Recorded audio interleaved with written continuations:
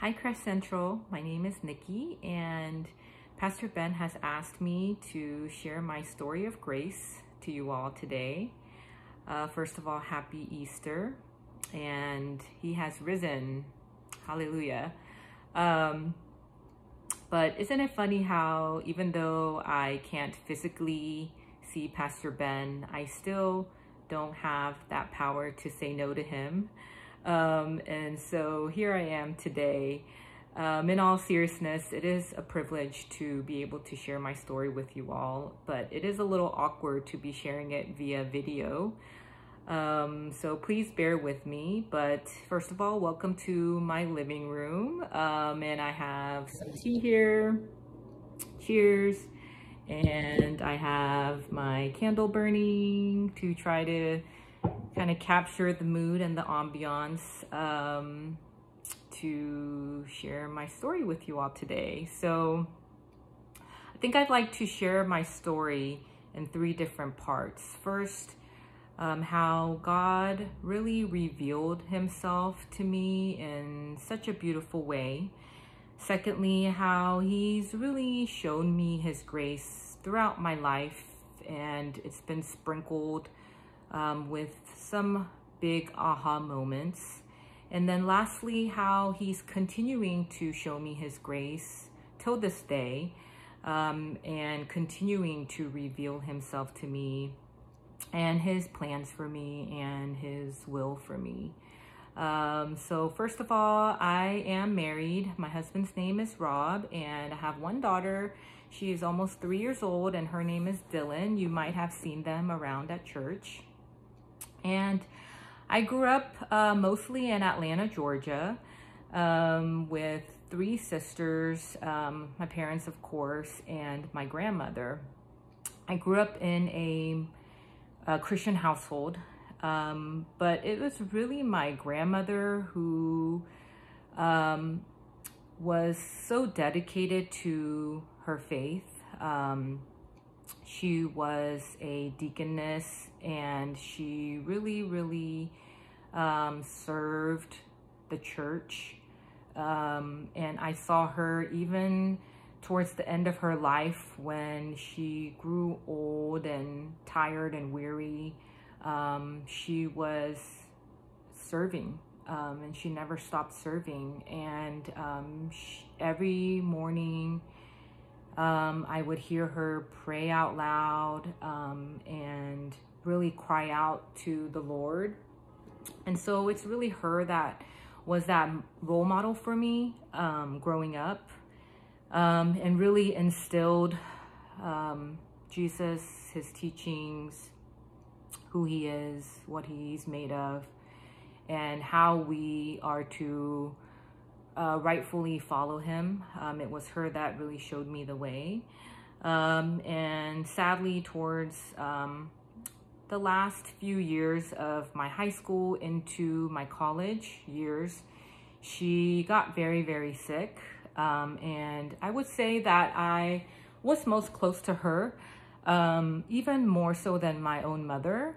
And I never wanted to leave her side, and I spent pretty much the last years of my high school into my early years of college helping to take care of her.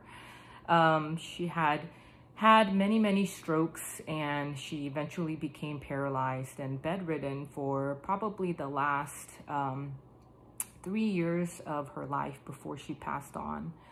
And during that time, I would say that I started to grow really angry with God, questioning him. Why would you allow a faithful servant like my grandmother to hurt, to be in so much pain? And I just couldn't understand. I was so hurt and so angry in seeing how much she was hurting. And so I started to grow away from him during that time. I started to not pray. I didn't cling to him, even though times were hard. And I turned my back away from him. But of course, my grandmother always still stayed faithful till the end, even till she took her final breath. And the way that he revealed himself to me, of course, all my life, I've known about him, I've heard about him, and I had accepted him. But really, I didn't know, is he real? I think like many of us ponder, is he real? Is he hearing us? Is he near us? Where is he?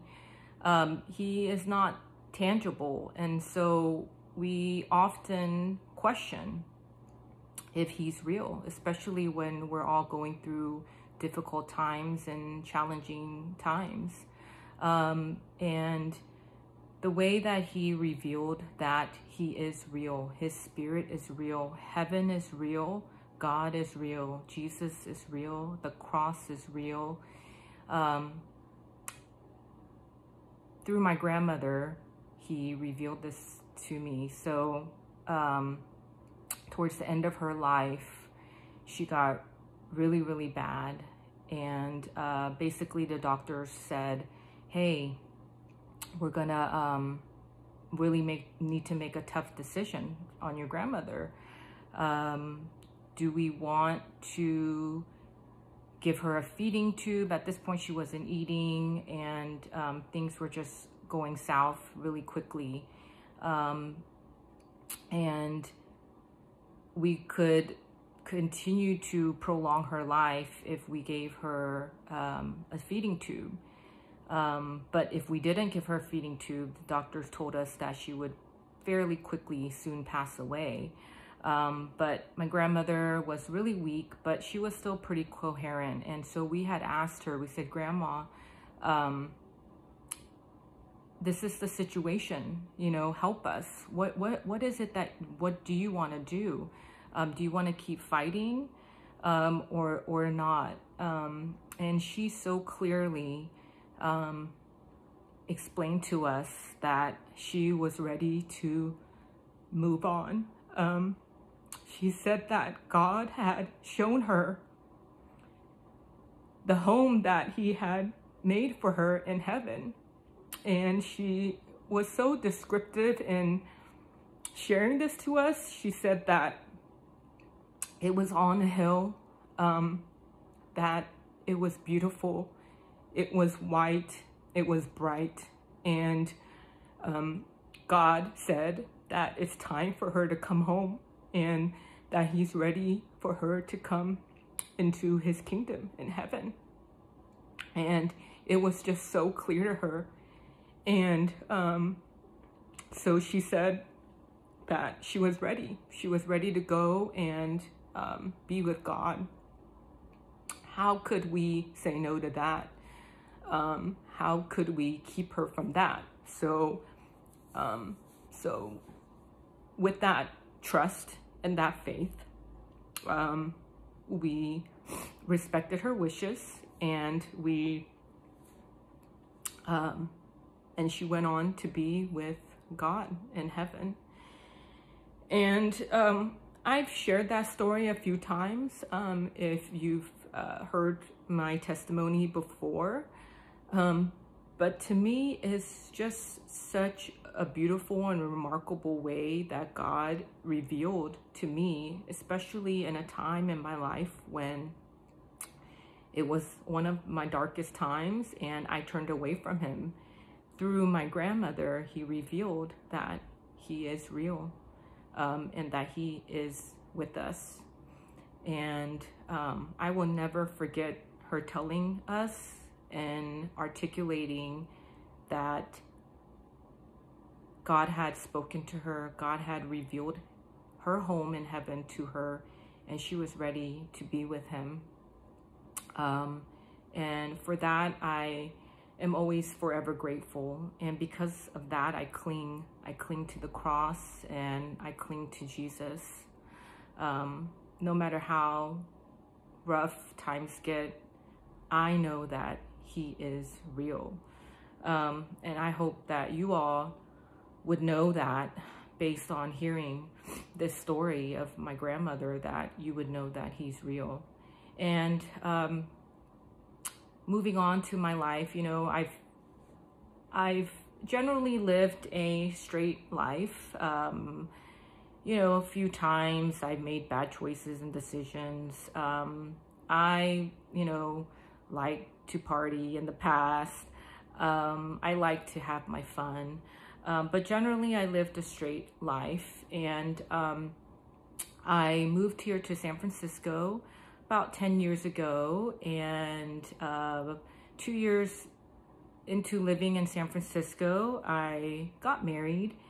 And I was really at a crossroad in my life. Fast forwarding, we at this point had been married for 5 years. And, with society's pressures, and especially being Korean, having a very typical Korean mother, being a Christian, I keep hearing over and over again, when are you going to have a child? When are you going to have a baby?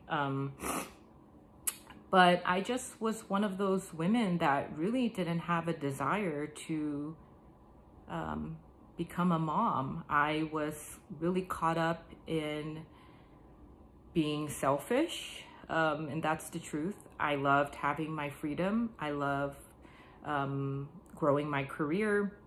I loved traveling with my husband, having fun with my friends, and not having to worry about taking care of a child, another life.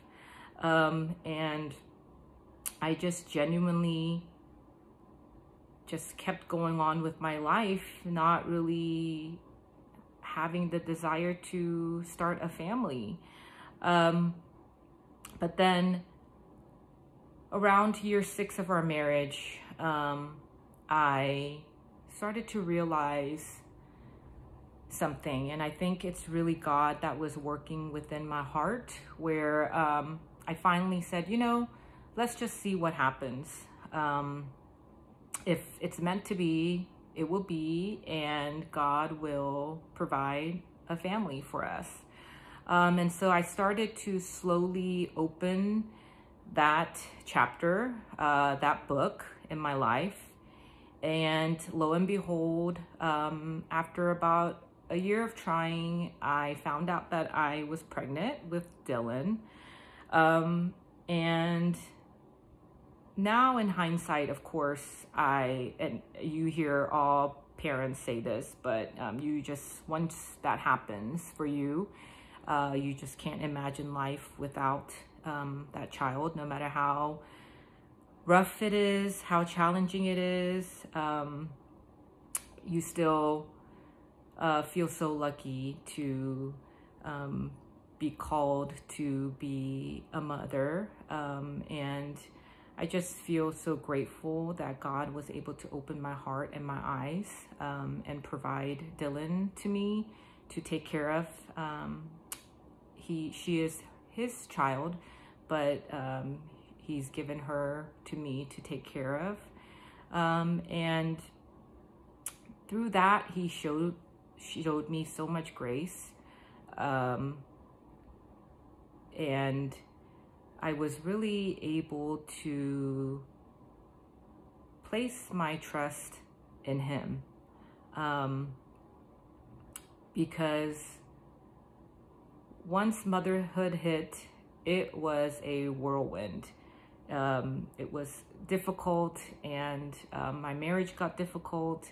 I started to feel lonely and depressed as well, with kind of letting go of my past life of having that freedom. And now I felt like I was just so tied to my child all the time. And it was really a difficult time for me to go through. But as usual, God humbled me. And he just continues to show me grace in revealing that this is his plan for me, and that I need to embrace it, not fight it. And I'm just now trying to do the best I can to be the best mom to Dylan and be a wife as well and continue to grow my career. And, you know, here I am now. I am about to hit a big milestone birthday this year, and I am thinking about extending our family now. I think the cards, the tables have turned. Now I'm in a situation where I really, really want to have another child, particularly to provide a sibling for Dylan. And I'm also struggling with the fact that I